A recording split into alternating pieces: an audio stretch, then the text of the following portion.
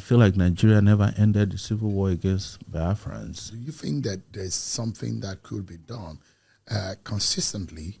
And you know very much how Americans take the Black American history. Yes. And in some part of, in some states in America, they pay attention to their curriculum to study Black American history. Yes. And there's the Civil War. And there are those who say that healing comes from, but a lot of people still believe that the blacks or the colored person in America is an endangered species. Yes. But in South Africa, we saw what happened. In Rwanda, we saw what happened. How reconciliation and healing could happen. I'm not sure we've had a national conversation about the Nigerian Civil War of between 1966 and 1967 to 1970. Yeah, 70. Yeah, that's true. Do you think there is anything that could be done? It doesn't look like we have walked away from the ghost is still haunting onto Nigeria. That's exactly what I'm saying. I would say, like, if I were sitting in Nassau Rock today as president, I'll go to the Southeast and apologize for the Civil War, no matter whose ox is scored. And then I'll start a process of dialogue and national healing to say, look, people will say somebody abandoned his property. There's nothing like abandoned property, but you forcefully take someone's property and never give them back. Somebody who was a billionaire or a millionaire, you fight them in a war, 4 million people died. You just woke up and say, no victor, no vanquish. But there was a victor, there was a vanquish, because the vanquish got 20 pounds. The victor got billions, walked away with the property of the person who they claim is abandoned. And then subsequently, they keep finding in your relationship with them that there's hatred, there's animosity, and there is a desire to always oppress and suppress them in the civil service. Jonathan told me one thing, and probably I'm not supposed to reveal, but I'll say it. He said when he made Ihejurika the chief of army staff, so he came to him and said, "This is unbelievable.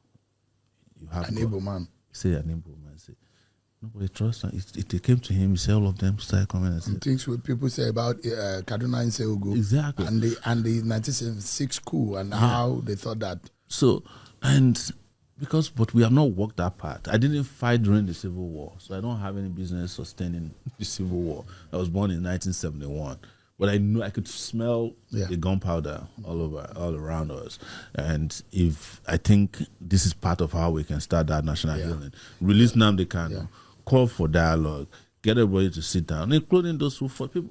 Gowon is still around, Let all of them sit across the table and say, look, we want to confront one of our ugliest past, which is the Civil War. I think, and because we are confronting our past in the Niger Delta region. You are forgiving Kensarawiwa, relegation is likely, driven by the need to go and start re-exploitation of oil from Ogoni land. But you could see that those are work. You meet all the militants, they used to be in hiding, now they are billionaires. Tom Polo just donated 10 billion naira to Delta State. He's probably richer than Delta. So if, for instance, you had continued fighting the insurgency in the Niger Delta region, probably they would have shut down the entire oil production in the country by now. Sure. You are looking at insurgents, Boko Haram, bandits. You are meeting with them. You even grant them the opportunity to come to your meetings with their RPGs and their magazines. They come, even send delegation to attend their children naming ceremonies. And then there's a guy whose only weapon, regardless of what they tell you, that you could provide in public is a radio broadcast. That's all. Sowore, not a razor blade was found in his possession. Yeah, I think that, and I'm throwing this challenge to the Nigerian National Orientation Agency. They are different. I'm a student of literature, and you can sit down and critique any work of literature that anybody does. They are different, and I have maybe like half a dozen of the record of the perspectives of the Nigerian Civil War from everybody. Those who were in the military then, those who suffered the heat of those who were on the receiving side and those who were on the other side of that civil war. I think that we should have a national account. There are different accounts of the Biafran war, of the civil war, and I think that we should come up.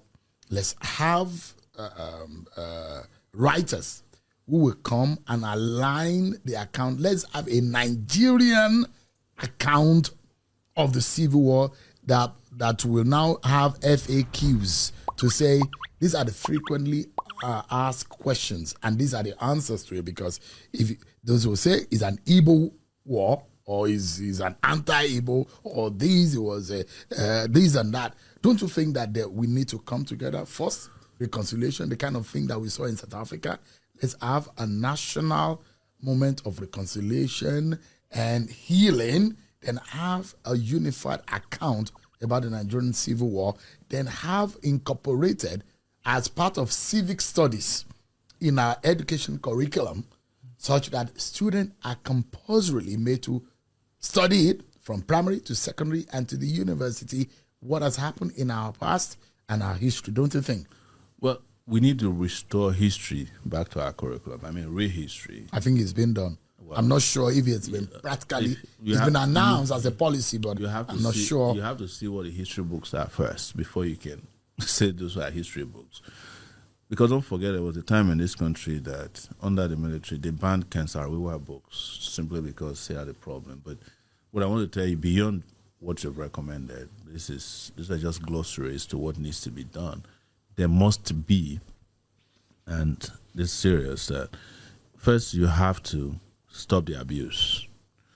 You have to, by way of what you have recommended, which is national healing, stop the suspicion.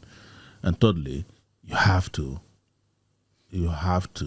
ensure that you demilitarize. Yes, there's nobody who feels safe in the Niger Delta region. I mean, in the southeastern part region. I could tell you this, and this is a hard truth that Nigerians have not been told.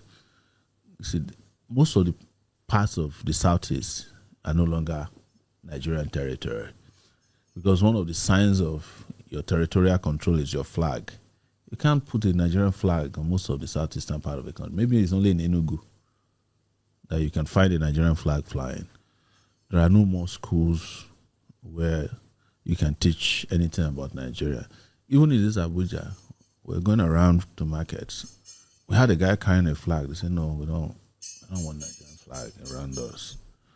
That shit tells you how deeply people are. But let me ask you, Sowore. The case of Nnamdi Kanu is before a Nigerian court. Yes. And, when this has happened, it handicaps anyone from taking any political decision. Nobody is handicapped by, let me tell you, and you know this, the politicians who repeat this garbage, they themselves do not allow the courts to determine their fate. I mentioned to you before that this current president, Tinubu, was undergoing trial at the Code of Conduct Bureau. Have you ever studied how it ended? It ended because they always seek political solutions. He knew that if he was convicted, he might not be the president that he is today. So he went to France to go and meet with Jonathan. A meeting organized, I think, was by Shaguri, or there's another guy who is close to Atiku, one of those Italians. And he resolved it there. I heard about it through the Akintola SAN. He said, sure, because I used to carry Tinubu, and he said, this case is dead. I said, how?